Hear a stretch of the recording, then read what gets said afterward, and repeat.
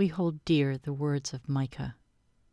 Do justice, love kindness, walk humbly with God. But who gets to say what justice is? And does justice for one inevitably shortchange another? Deep in the twists and turns of this labyrinth, we long for God. So as we think about Black Methods for Church Renewal, and as Ella has certainly alluded to, there's a critical moment that comes along as we make the journey. And that is 1968, you have Black Methods for Church Renewal being formed and recognized by the United Methodist Church. Black Methods for Church Renewal were sent out to begin to do some great work and come back in 1972 to report to the General Conference about ways and strategies of how this new church could live into its promise of being a church of renewal, which is what the claim is in our title. It wasn't that in 67 and 68, Black Methodists were saying, okay, as we're uniting, it's going to be Black Methodists for an equal opportunity, Black Methodists for a fair shake, or Black Methodist. It was a commitment for Black Methodists for overall church renewal. And so in 1972, Reverend Gil Caldwell, who was leading Black Methodists for Church Renewal, came ready to report to the General Conference. And for those who provide somewhat of a historical memory of what happens in 1972, they would say that Gil Caldwell came ready to make his report on behalf of Black Methodists.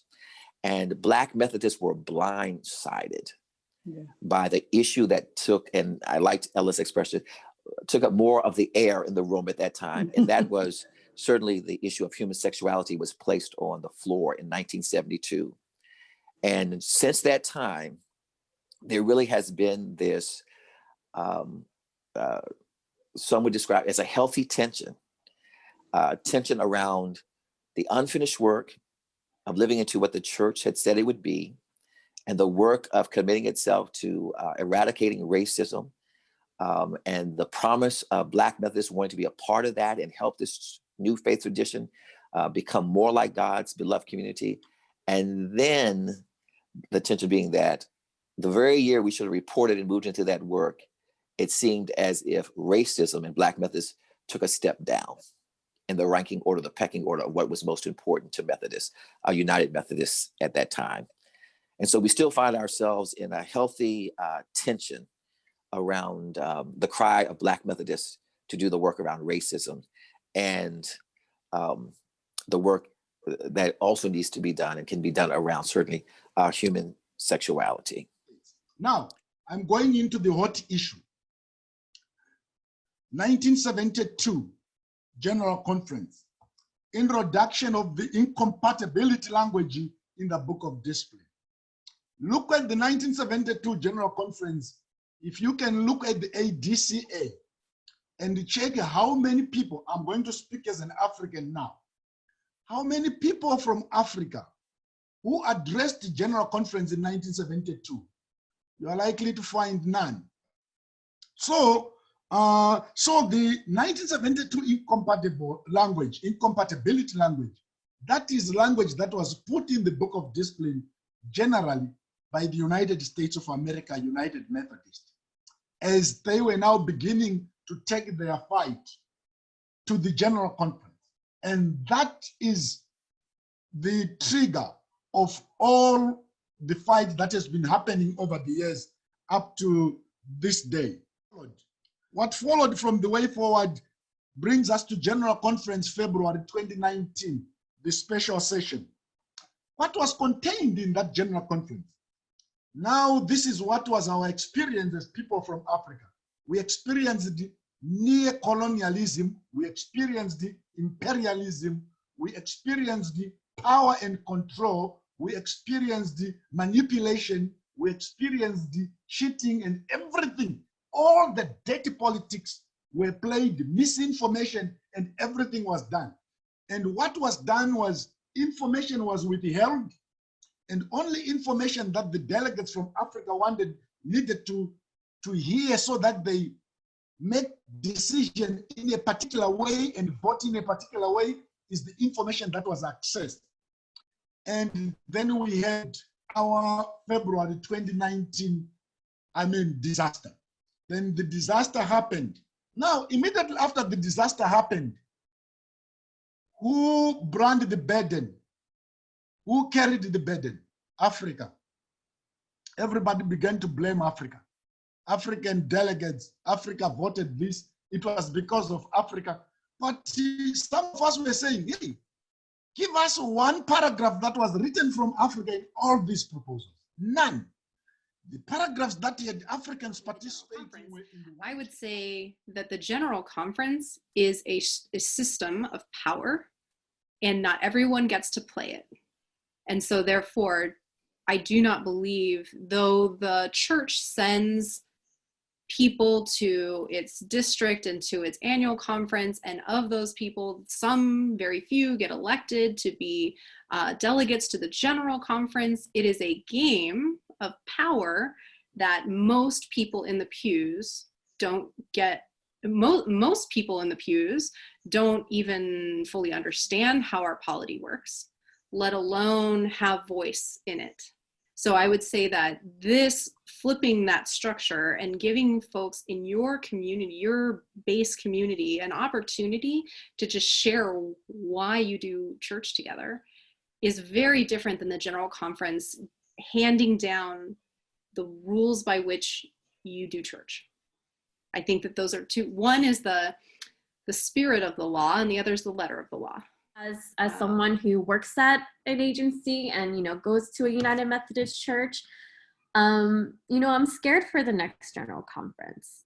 I think it's more painful as a church, big C, as a community of faith, as followers of Christ. It's painful to have to go through what we will go through and and bring about the pain that will, come up, even whatever happens, and it's just, it's kind of embarrassing to have to explain to other Christians of what we're deciding on and what we're going into and what might happen.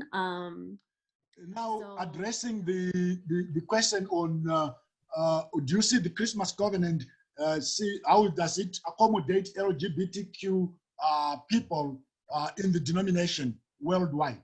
We are thinking the Christmas covenant is the answer to that. What we need to understand is when we say world, we need to understand the world, that the world is diverse. In Zimbabwe, a very small country that is the size of Montana, with a population maybe smaller than Montana's population, we speak 15 languages. Just imagine speaking 15 languages in Montana. 15 languages. That tells you different cultures, huge diverse. The Congo has over 2,000 languages, if not 200,000. I'm simply trying to be conservative so that I am not quoted wrong. Congo speaks over 2,000, if not 200,000 languages. That means different tribes, different clans, different people. And some of us, when we say world, that is what is in our mind. And so when we talk about inclusion, we need to understand the differences in the world. So the Christmas covenant is seeking to say, let's recognize where we are on this journey. We are all on different points of the journey. And let's have some issues be discussed by people who are almost on the same page or who are almost center and periphery in the same understanding by regional conferences. That is what we are trying to achieve by the Christmas conference. I'll just quote Reverend Dr. J. Williams. Liberation is absolute and progress is incremental and absolutely relative. So actually misquoted Jay, because I'm expanding a little bit. So the distinction had to be drawn prior to 2019 because there were a great number of major league progressive leaders that were not only in collaboration with centrists, but the rhetoric had shifted towards incrementalist change, towards regionalism as an acceptable compromise, right? So if the US could agree, that's enough for us, and we'll let, you know, the other conferences, other central conferences, to figure their own thing. And some of us that had to start identifying differently so people would hear us saying, my freedom in York Annual Conference, living with my queer partner and, you know, wearing a dress last Sunday to church is not enough because I can't remain in relationship and feel okay about my own spirit if I know that my siblings in Angola, in Mozambique, and even in Texas, or 2.5 miles from my church, where a transgender worship leader was forbidden from singing. I can't. That's not enough for me to tell that transgender person, you can glorify God here. You know, we still struggle with the survival issues in the global south, and particularly in Africa. Now, what do I mean? Look at issues like health, education, simple human rights, justice issues, and being prophetic as bishops, as clergy, and as the church. In the global south, that's challenges because we are still dealing with the dictatorships. We are still dealing with the human rights issues, all the things you can say, you can talk about. Now, this is why we think the global church is important. Number one, I'm proud to be a 2-time graduate of Africa University, supported by global funds. And Africa University have done great work where now there are families that have graduates in their families that would never had any if there was no Africa University. Like the whole clan may not have had a graduate in a clan of 5,000 people, 1,000 of families. There are people who are first graduates in those places. There are villages or towns or all districts or counties that have their very first graduate because of Africa University. And you can see the beauty of that, how transformation is going. And that's what we see when we talk about the global church, number one. Number two, when you talk about health provision, you remember the Nothing But Nets promotion, the promotion to eradicate malaria. Right. Come to issues of justice.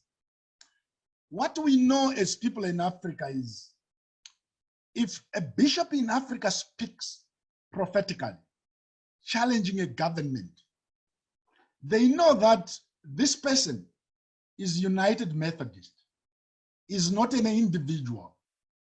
If we dare touch him, we have the whole world crying and say our bishop has been arrested for being prophetic.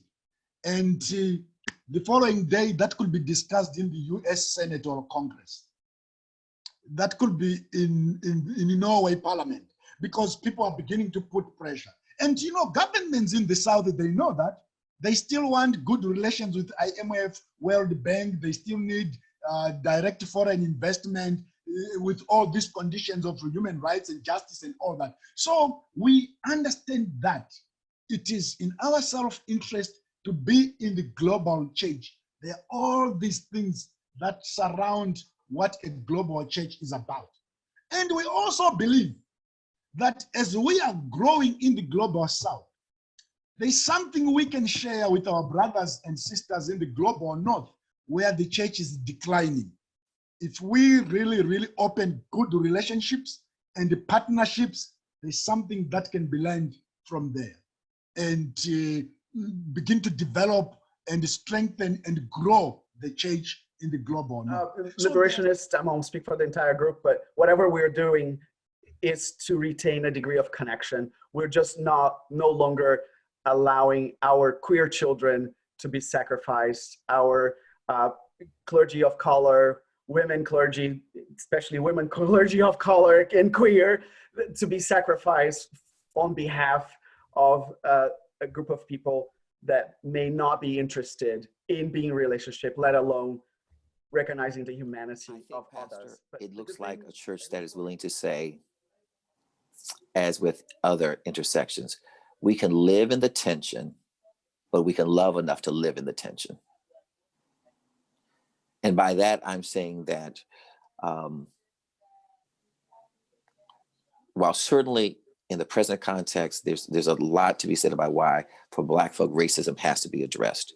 And yet in the context of understanding that our brothers and sisters of the LGBTQIA community need to be affirmed as well. I think we can say that we can live in a tension of being side by side and love each other and want to say we want to address any forms of oppression that would keep people from living into the fullness of who they are, and yet be respectful of the fact that I can understand why your journey is important and why it is a principal concern to you, and I can understand why your journey. So I think there is a way to be able to say we can be side by side along this journey and respect each other and support each other while understanding there may be a healthy tension that exists around wanting to have a cry to say, at this moment, this is, I've been living with it so long, I need this to be front and center, or it feels like it needs to be front and center. Like Deborah says, I may be tired right now and I need a breakthrough.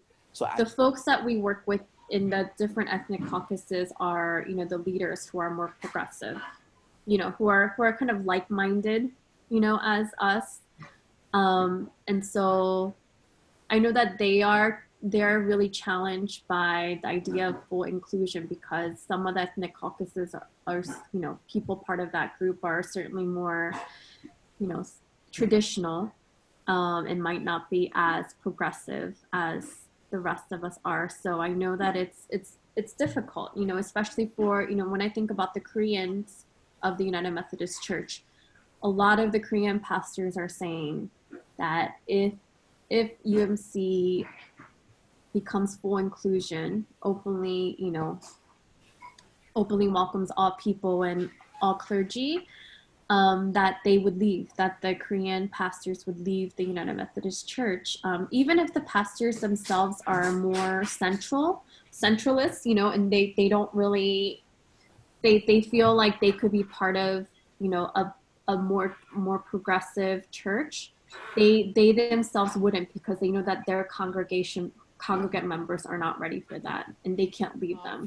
So one of the things that happens is that you've got a group of baby boomers who where should we land with this? How should we do this? Okay, the easiest way, because we still want to deal with Black oppression, but we don't want to feel like we're totally oppressing folks. So we think that this is a great compromise.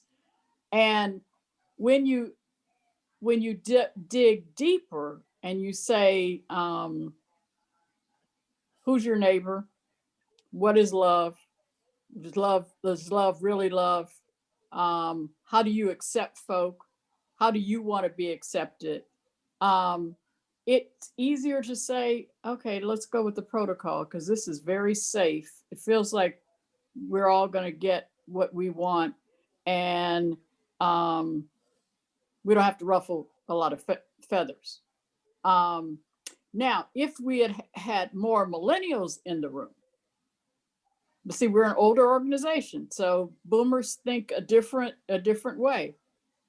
If you had more millennials in the room, you would have been challenged in a different way, because they don't see this world the same way as boomers who have grown up and said, okay, yeah, that's oppression, but that's a different kind of oppression. And so that's the family secret with Black folks. Black folks are no different than anybody, but it is one of those things where, let's try to be safe. Let's see where we can land in this. I don't want to go that far to the left, and I don't want to go that far to the right. I just want to be right here in the middle. So that's how we got to I can tell you as a boomer, and as one who's had to challenge that over and over in my life, that's how you got to the protocol. And Deborah, wouldn't it be true to also say that when you stand up Black Methodist for Church Renewal in a room and you look at our age demographic, you're looking at the majority, you're looking at a demographic by which you're saying people who have grown up and saying, look, I was born with one strike and they know nothing about me just because of my color. I came into a culture. How many more strikes am I going to bear? And so they count that. So it's like, I came in and without you even knowing my sexuality, just because of my color, I had a strike. And that has a culture already built around it. So when you have to say, am I going to bear 2 strikes? Or can I just say, I had to already inherit one just because I was born this color. I didn't do anything. I haven't hurt anybody. I show up in a skin tone that for a majority of the world and in this denomination already pegs me. Do I really want a second strike around my sexuality? And so the safer place to be is like, I'll take 1 lick and not take the second. Right. So I have to decide, do I keep my work with Marcha and BMCR, or do I keep doing my work with queer, liberation? Because so often I'm not allowed to do both because, of the racism within the LGBTQ QIA2S plus groups, right? Because queer people, transgender people come in those other variations of, white privilege, racism, sexism, patriarchy, all of that, right?